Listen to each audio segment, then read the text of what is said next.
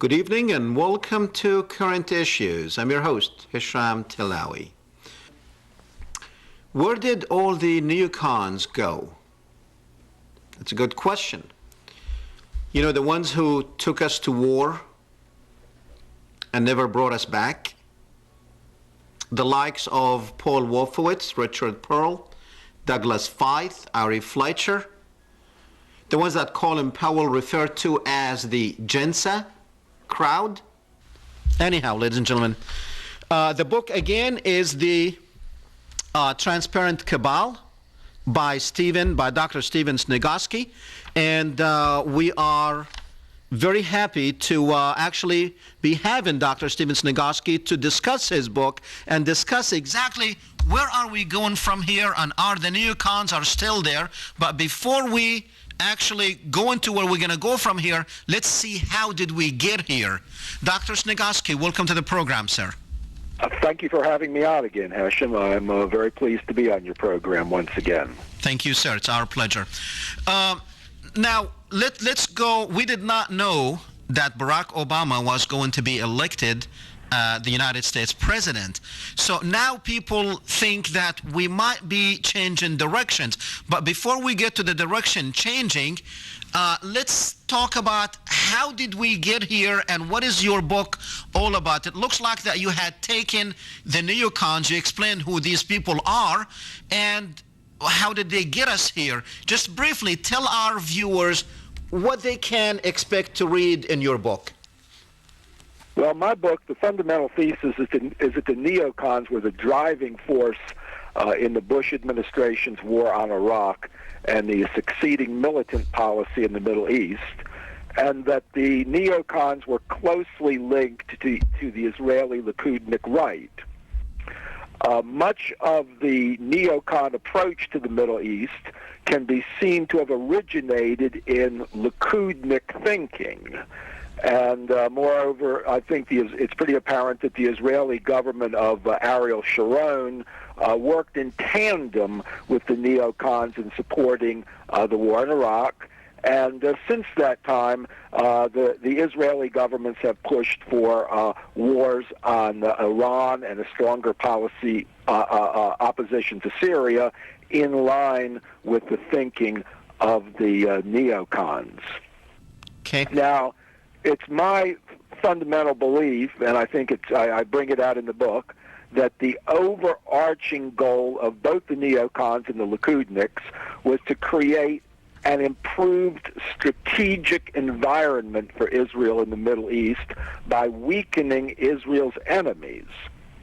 One is labeled as being anti-Semitic. And we know John Mearsheimer and Stephen Walt were brave enough to come out with the Israel lobby. My focus is on more of a limited faction within the Israel lobby, but a more hardcore, the hardest core faction, the neocons. But just bringing that up is not career enhancing in the United States. And I agree with everything he says. Let me just add a point. I think if it had not been for the neocons, though, if George W. Bush had his father's cronies running his foreign policy, like Baker and Scowcroft, we would not have made war on Iraq.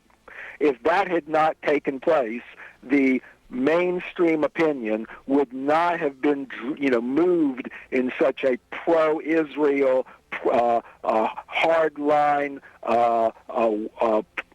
position against the Arab and Islamic states as has taken place. So I think the neocons have to be given the credit or blame for moving the United States in this direction of being opposed to the enemies of Israel, to be strongly opposed to the Palestinians. So Barack Obama is only, fitting into an environment that has been shaped by the neoconservatives.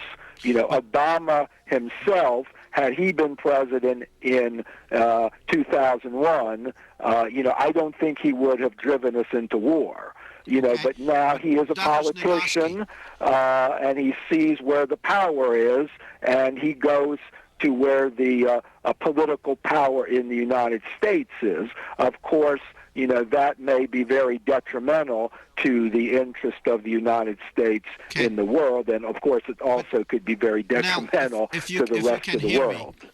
Dr. Sniegoski, it seems like it doesn't matter who's in power, AIPAC will still, and JINSA, rule. So it doesn't matter who's in power, they still rule. How is that? Is that possible? Well, yeah, but they're under, I think we could say under Bush, yes, Clinton was very pro-Israel, but he never went as far as the neocons would like him to go, that is, making war on Iraq. George H.W. Bush, of course, although he did get, I believe, somewhat manipulated to go to the first Gulf War in 1991 against Iraq. However, he would not go as far as the pro-Israel forces as the neocons wanted in terms of eliminating Saddam and invading Iraq at that time. And of course, both the elder President Bush and his Secretary of State, Jim Baker, did try to put pressure on the Israelis to reduce their settlements on the West Bank. And of course, the whole Israel lobby was outraged in 1991 and 1992, and of course they were vehemently against the elder Bush and probably played a role in his defeat. Don't you think that the neocons had a role to play?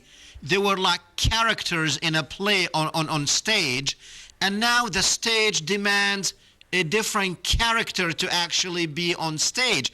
Don't you think these two parties, the Democrats and the Republicans, are playing different roles for the same director?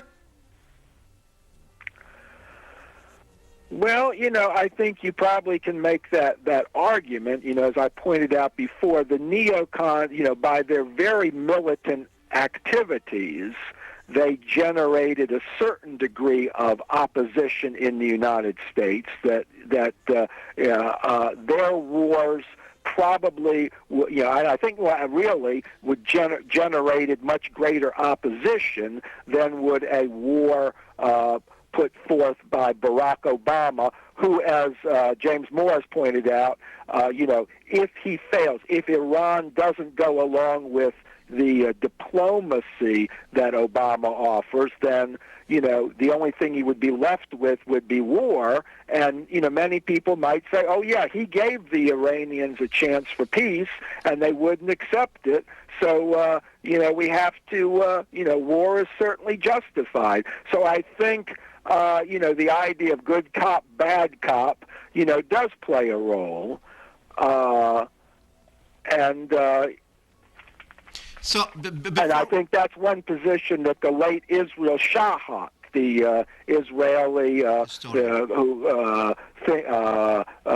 commentator who was critical of Israel's policy, strongly critical, would point out, yes, there's good, and he did it from the Israeli perspective, that the Labor Party was the good cop, the Likudniks were the bad cop, but they were all seeking the same goals. So I think there's definitely something to what you say.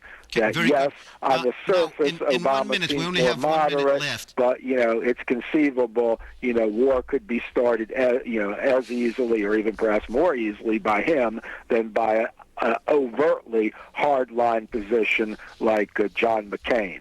Unfortunately, sir, we are completely out of time. I just have time to say thank you, sir, for being with us. It has been a pleasure. Thank you for having me on again, Hesham. Yes, sir. Thank you.